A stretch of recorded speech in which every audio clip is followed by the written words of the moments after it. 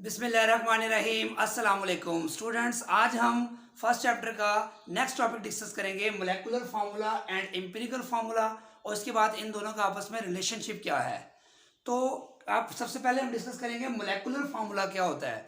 तो molecular formula समझने से पहले आपको थोड़ा सा अंदाज़ा होना चाहिए, जो आपने प्रीवियस क्लासेस में भी पढ़ा है कि फार्मूला तो आप वर्ड यूज़ करते आए हैं। जैसे वाटर के लिए आपको पता है हमेशा हम H2O लिखते हैं, अमोनिया के लिए हमेशा हम NH3 लिखते हैं, मीथेन के लिए हमेशा कार्बन और हाइड्रोजन के 4 एटम इस तरह लिखते हैं CH4। इसी तरह कार्बन डाइऑक्साइड के लिए हम लिखते हैं CO2। तो फार्मूला हमें बताता क्या है, जब कोई मोलेकुलर फार्मूला हम लिखते हैं तो वो हमें क्या इन्फॉर्मेशन देता है। तो मोलेकुलर फार्मूला हमें किसी मॉलिक्यूलर कंपाउंड में पाए जाने वाले जो एलिमेंट्स हैं उनकी टोटल तादाद को शो करता है। The formula which shows total number of atoms present in a molecular compound. For example water है, वाटर का फार्मूला का क्या मतलब है कि वाटर के अंदर हाइड्रोजन भी पाया जाता है और ऑक्सीजन भी पाया जाता है।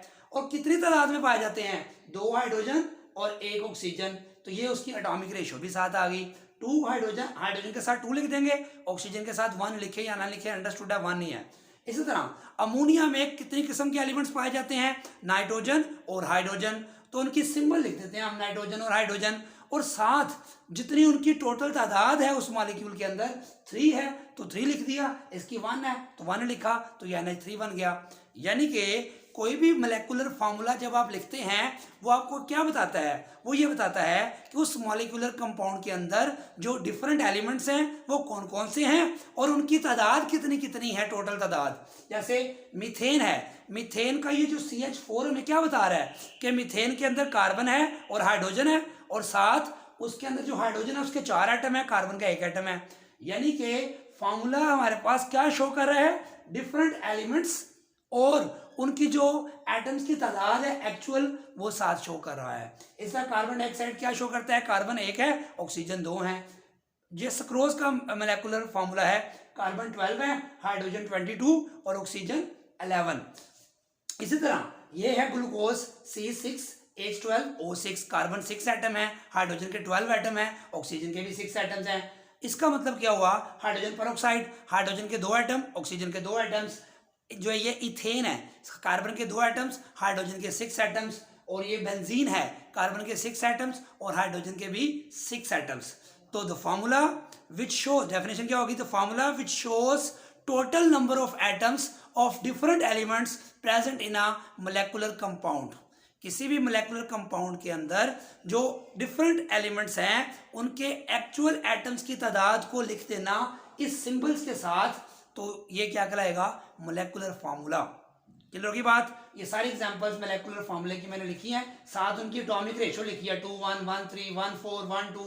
ये सारी उनकी एटॉमिक रेशियो है 6 12 6 2:2 2 6 6 6। अब हम समझते हैं एम्पिरिकल फार्मूला।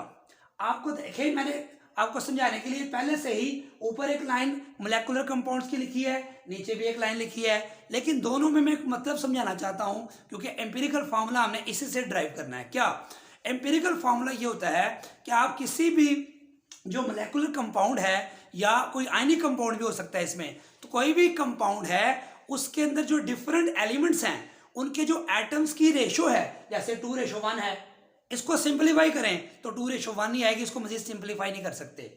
लेकिन आप 6 12 6 को सिंप्लीफाई कर सकते हैं। यानी कि वाटर की सिंपलेस्ट रेशो निकालोगे तो 2 1 ही आएगी, लेकिन जब ग्लूकोज की सिंपलेस्ट रेशो निकालोगे 6 12 6 की, तो 6 को 6 पे डिवाइड करें 1, 12 को 6 से डिवाइड करें 2, 6 को 6 से डिवाइड करें तो 2 1 आएगा।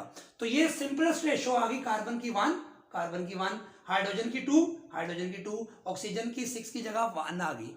तो ये CH2 ग्लूकोज का ये मोलेकुलर फार्मूला है क्योंकि इसमें एटम्स की एक्चुअल रेशो लिखी गई है, जबकि CH2O इसी ग्लूकोज का ऐसा फार्मूला है जिसमें एटम्स की रेशो को हमने सिंपल करके लिखा है, सिंपलेस्ट होल नंबर रेशो में लिखा है।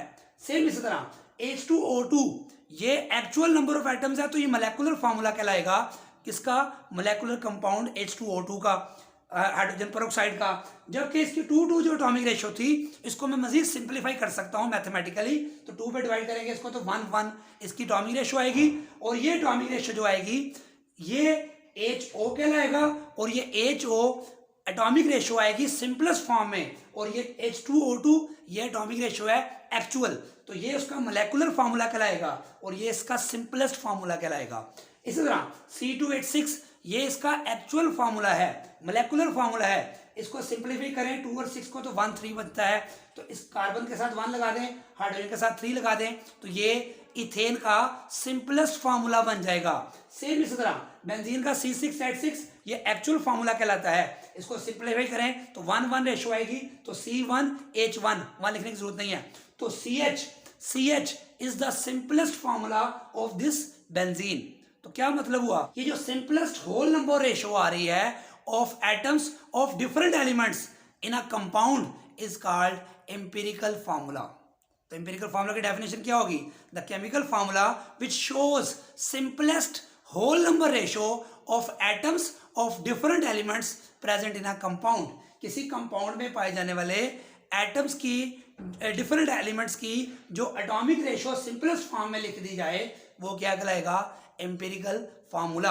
अब क्वेश्चन ये है, इनकी तो सिंपलेस्ट रेशो आ गई, तो इसका मोलेकुलर फार्मूला ये, एम्पिरिकल ये, मोलेकुलर ये, एम्पिरिकल ये, मोलेकुलर ये, एम्पिरिकल ये, मोलेकुलर ये, एम्पिरिकल ये। लेकिन वाटर की अगर मैं आपसे कहूं मोलेकुलर फार्मूला क्या है, 2:1 आएगी इसमें H2O, और इसका मैं कहूँ सिंप्लीफाई करके बताओ इसका एम्पिरिकल फार्मूला क्या है, तो सिंप्लीफाई करें तब भी 2:1 ही आएगा। इसका मतलब ये जो मैंने ऊपर लिखे हैं इनकी सिंपलेस्ट रेशो भी वही है और एक्चुअल एटॉमिक रेशो भी वही है। इसका मतलब ये जो 4-5 मॉलिक्यूल मैंने लिखी हैं इसमें सिंपलेस्ट रेशो भी वही है और एक्चुअल रेशो भी वही है, इसलिए ये मोलेकुलर फार्मूला भी कहलाएंगे और ये एम्पिरिकल फार्मूला भी कहलाएंगे। इसका मतलब बहुत से मोलेकुलर फार्मूलाज ऐसे हैं जिनका मोलेकुलर फार्मूला भी वही है और उनका एम्पिरिकल फार्मूला भी वही है, ये बात आपने याद रखनी है। लेकिन जब कुछ ऐसे हैं जिनके मोलेकुलर फार्मूला कोई और है लेकिन एम्पिरिकल और है, मोलेकुलर और एम्पिरिकल और, मोलेकुलर और एम्पिरिकल और, तो इसका मतलब ये हुआ कि बहुत से कंपाउंड्स आपके पास ऐसे हो सकते हैं जिनका एम्पिरिकल फार्मूला और मोलेकुलर फार्मूला सेम होगा और ऐसा नहीं भी हो सकता। तो ये हमने डिस्कस कर ली दोनों की डेफिनेशन और एग्जांपल्स। अब हम बात करेंगे इनका रिलेशनशिप क्या है आपस में। रिलेशनशिप क्या है देखें, relationship between molecular formula and empirical formula.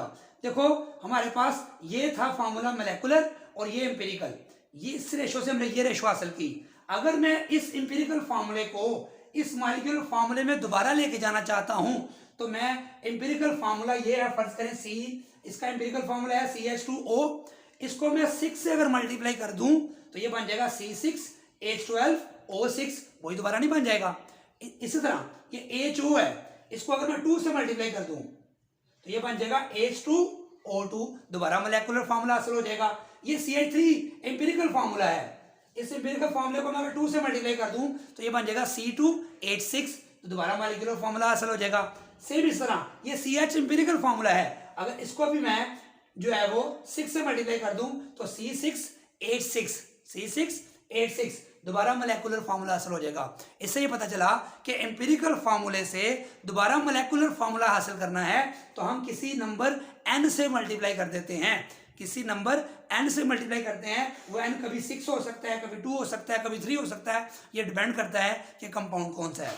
फिलहाल ये रिलेशनशिप फिर क्या बना कि एम्पिरिकल फार्मूला को किसी भी नंबर से मल्टीप्लाई कर दें, यहाँ 6 से मल्टीप्लाई किया, यहाँ 2 से किया, यहाँ 2 से किया, यहाँ भी, यहाँ 6 से किया, तो 6 2 1 भी हो सकता है। अगर हमारे पास वाटर का एम्पिरिकल फार्मूला 2 1 है, H2O ही उसका एम्पिरिकल फार्मूला है, तो इसके लिए n की वैल्यू 1 आएगी क्योंकि उसका एम्पिरिकल फार्मूला और मोलेकुलर फार्मूला सेम होगा। इन तमाम मॉलिक्यूल्स के केस में n की वैल्यू 1 आएगी क्योंकि 1 से मल्टीप्लाई करके वही एम्पिरिकल फार्मूला आ जाएगा और वही मॉलिक्यूलर फार्मूला भी होगा। इससे पता चला कि एम्पिरिकल फार्मूले को मोलेकुलर फार्मूले में कन्वर्ट करने के लिए आपने उसको किसी नंबर से n से मल्टीप्लाई करना है। आप ये रिलेशनशिप लिखेंगे कि when n is multiplied by empirical formula you will get molecular formula. अब हमारे पास जब मोलेकुलर फार्मूला कैलकुलेट करना होता है तो उसके लिए हमारे पास जो क्या क्या चीज़ें क्वेश्चन में होनी चाहिए, हमारे पास n की वैल्यू होनी चाहिए और एम्पिरिकल फार्मूला होना चाहिए। इससे रिलेटेड कि अगर हमारे पास n की वैल्यू नहीं है तो पहले इसको फाइंड करेंगे, उसको फाइंड करके क्वेश्चन कैसे आता है अब उसको हम डिस्कस करते हैं।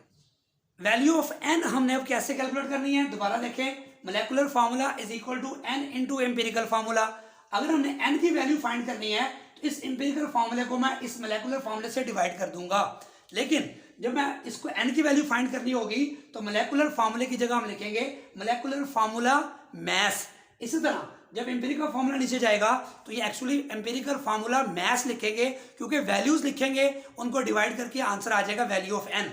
इसकी एग्जांपल करेंगे फिर आपको बात समझ आ जाएगी। यानी कि एन की वैल्यू कैसे निकालनी है, इसको नीचे आकर डिवाइड कर दिया। अब ये मोलेकुलर फार्मूला मैस क्वेश्चन में गिवन होगा और एम्पिरिकल फार्मूला गिवन होगा और उसका मैथ्स हम खुद निकाल लेंगे। कैसे, देखें एम्पिरिकल, मैं मिसाल देता हूं आपको, मैं क्वेश्चन देता हूं कि एम्पिरिकल फार्मूला इसका गिवन है CH2O और मोलेकुलर फार्मूला मैथ्स इसका 180 ग्राम है सपोज, ठीक हो गया, ये क्वेश्चन में गिवन होगा। मोलेकुलर फार्मूला हमने कैलकुलेट करना है। अब मोलेकुलर फार्मूले के लिए हमें वैल्यू ऑफ एन चाहिए, एम्पिरिकल फार्मूला क्वेश्चन में गिवन है। अगर हमें एन की वैल्यू पता हो तो एम्पिरिकल फार्मूले से मल्टीप्लाई कर देंगे तो हमारे पास मोलेकुलर फार्मूला आ जाएगा। अब एन की वैल्यू कैसे कैलकुलेट करनी है, उसके लिए फार्मूला इस्तेमाल करेंगे। मोलेकुलर फार्मूला मैस क्वेश्चन में गिवन है 180 ग्राम, जबकि एम्पिरिकल फार्मूला मैस हम कैलकुलेट कर लेंगे एम्पिरिकल फार्मूला की मदद से। वो कितना है, CH2O। तो कार्बन का कितना होता है 12, हाइड्रोजन का 1 होता है, एक का 2 का कितना होगा 2 प्लस ऑक्सीजन का 16। तो इनको जमा करेंगे तो आंसर 30 ग्राम आ गया। ये आपके पास एम्पिरिकल फार्मूला, एम्पिरिकल जो मॉलिक्यूल आया था, एम्पिरिकल फार्मूला आया था, उसका मैस आ गया 30 ग्राम। अब इन दोनों को डिवाइड कर देंगे, मोलेकुलर फार्मूला मैस ऊपर, एम्पिरिकल फार्मूला मैस नीचे, 180/30, तो आंसर क्या आ गया 6। तो ये n की वैल्यू आ गई 6। अब इस n की वैल्यू 6 को यहां लिखेंगे, देखिए यहां लिख दिया, एम्पिरिकल फार्मूले की जगह लिख देंगे CH2O, वो लिख दिया, तो C6H12O6। एक और एग्जांपल करते हैं, ये मॉलिक्यूलर फार्मूला आ गया, empirical formula is equal to CH, ये क्वेश्चन में गिवन है, उसका मोलेकुलर फार्मूला मैस 78 ग्राम, ये भी क्वेश्चन में गिवन है। अब मोलेकुलर फार्मूला कैलकुलेट करना है तो वैल्यू ऑफ n निकालनी पड़ेगी। तो वैल्यू ऑफ n कैसे आएगी, ये लिखा हुआ है कि हमारे पास मोलेकुलर फार्मूला मैस गिवन है, एम्पिरिकल फार्मूला मैस हमने फाइंड करना है। इस फार्मूले की मदद से एम्पिरिकल फार्मूला मैस आ जाएगा 12 + 1 कितना आएगा 13, तो 13 नीचे आ जाएगा, 78 जो गिवन मैस है वो ऊपर आ जाएगा मोलेकुलर मैस, तो 78/30 आंसर क्या है 6 को यहाँ लिखेंगे, CH एम्पिरिकल फार्मूला था, मल्टीप्लाई करेंगे तो C6H6 मोलेकुलर फार्मूला आपके पास आ जाएगा। जब एम्पिरिकल फार्मूला और मोलेकुलर फार्मूला जिन कंपाउंड्स का सेम होगा वहां n की वैल्यू 1 आएगी, तो फिर वो उसको n की जगह 1 पुट कर देंगे। तो ये सिंपल रिलेशनशिप पढ़ा हमने एम्पिरिकल फार्मूला और मोलेकुलर फार्मूला के दरमियान। ये मोस्ट इंपॉर्टेंट शॉर्ट क्वेश्चन है और ये न्यूमेरिकल्स में भी यूज होता है। तो नेक्स्ट लेक्चर में डिस्कस करेंगे हम कि एम्पिरिकल फार्मूले को हम डिटरमिन कैसे करते हैं। दुआ में याद रखिएगा। अल्लाह हाफिज़।